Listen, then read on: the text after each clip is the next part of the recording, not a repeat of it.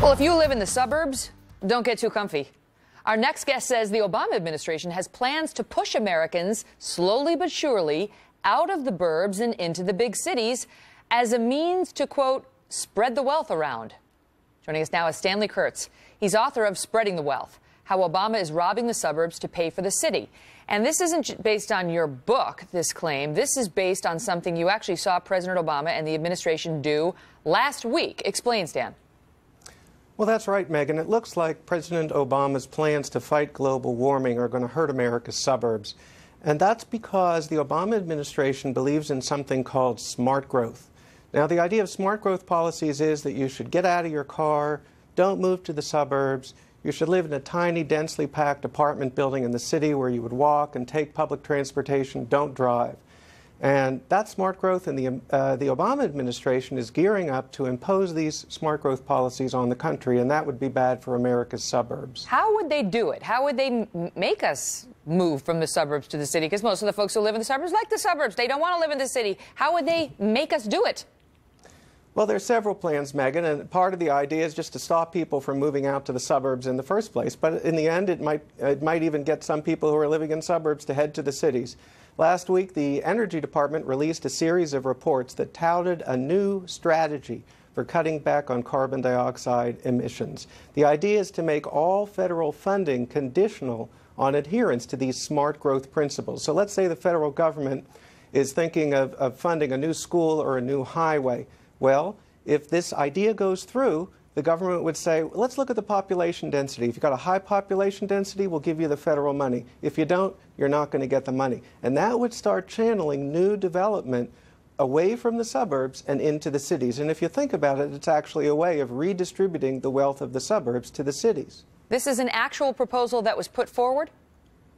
Well, a report came out called Transportation Energy Futures, and one of these reports floated this proposal. At this stage, it's a trial balloon, I think you could say, but there's another similar proposal that, according to a news report, the Obama administration has already decided on. And that is that the Obama administration, for the first time, is going to tell every agency of the federal government to consider carbon dioxide emissions before they give environmental approval to big projects. And that could mean big delays, big challenges, maybe even the elimination of some, say, highway construction projects out into the suburbs. So if you want to have that traffic congestion relieved on your suburban commute, or maybe opening up a new area for suburban development with a highway, that could be delayed and possibly even blocked by these new regulations, and that again would tend to channel development away from the suburbs and back to the cities. Now, you talk in your piece, which was posted on National Review Online, about how, yes, of course, this focuses in part, this initiative that's been proposed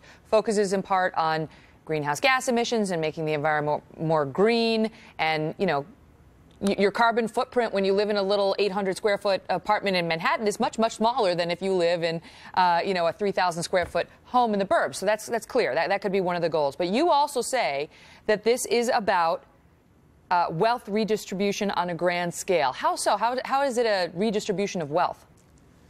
Well, that's what I talk about in the book, Megyn. If you go back to Obama's whole political history, people don't realize it, but he's been a big backer of a movement called regionalism. The whole idea of regionalism is that there's something fundamentally unfair about the very existence of suburbs, because when people move out to suburbs, they take their tax money with them. And President Obama and some of the people he used to work with in his political career believed that that was somehow unfair to the cities. So if you put in these smart growth policies and you say it's all about carbon dioxide and global warming, you still are channeling all that federal money, which comes from all of our taxes after all, into the cities and away from the suburbs. And that's a way of redistributing wealth from the suburbs to the cities. And in the minds of these advocates of regionalism that Obama has always worked with, this is a way of redistributing money back away from the suburbs and into the cities. But you still, I mean, you still have the same crop of people. So if you're forcing folks who live in the suburbs to eventually move back into the city, or people who live in the city not to move out to the suburbs, it's still the same people. You're not going to change their political worldview. You're not going to change their voting habits necessarily.